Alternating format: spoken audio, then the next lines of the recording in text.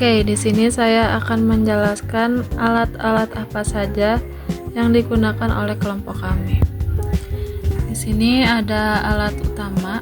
Yang pertama ada Arduino Uno untuk menyambungkan pin-pin dari sensor dan ESP8266. Selanjutnya, di sini kita menggunakan ESP8266 untuk menyambungkan ke Blink dan database. Kenapa tidak pakai ESP8266 saja? Dan kenapa juga harus menggunakan Arduino? Karena di sini kami sudah mengalami kegagalan ketika menggunakan ESP32 yang error dan tiba-tiba tidak bisa dijalankan programnya.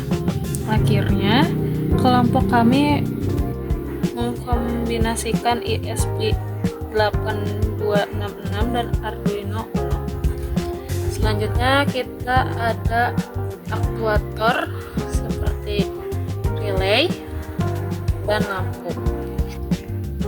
Di sini kita menggunakan 4 sensor. Yang pertama ada sensor LDR yang mendeteksi ruangan gelap dan tidaknya. Kedua, ada DHT22 yang mendeteksi suhu. Terus yang ketiga, ada sensor ultrasonik yang mendeteksi jarak. Dan yang terakhir, ada sensor PIR yang mendeteksi gerakan.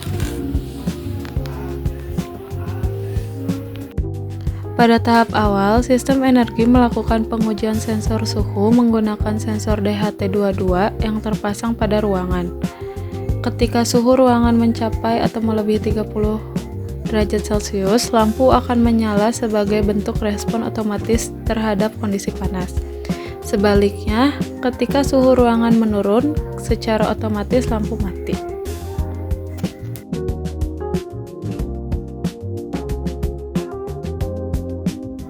Setelah menerima data dari Arduino Uno, ESP8266 akan mengirim data tersebut ke aplikasi Blink. Selain itu, ESP8266 juga mengirim data yang sama ke server berbasis PHP yang terhubung dengan database pada MySQL. Pada tahap selanjutnya, sistem juga menggunakan sensor PIR yang berfungsi untuk mendeteksi adanya pergerakan. Ketika terdapat objek yang masuk ke dalam area pemantauan, secara otomatis lampu akan menyala karena adanya pergerakan. Selain itu, sistem juga dilengkapi dengan sensor ultrasonik yang berfungsi untuk mengukur jarak objek di depan sensor. Sensor ini bekerja dengan memancarkan gelombang suara ultrasonik dan menerima pemantulan kembali. Data jarak yang diperoleh digunakan sebagai informasi tambahan untuk mendukung sistem pemantauan ya.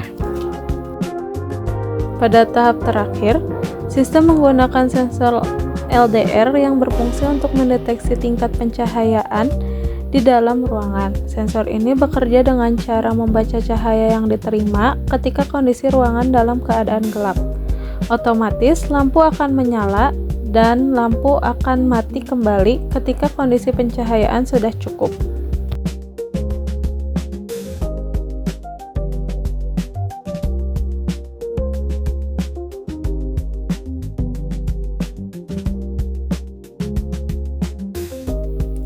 Demikian penjelasan mengenai sistem yang telah kami rancang dengan memanfaatkan sensor suhu, PIR, ultrasonik, dan LDR.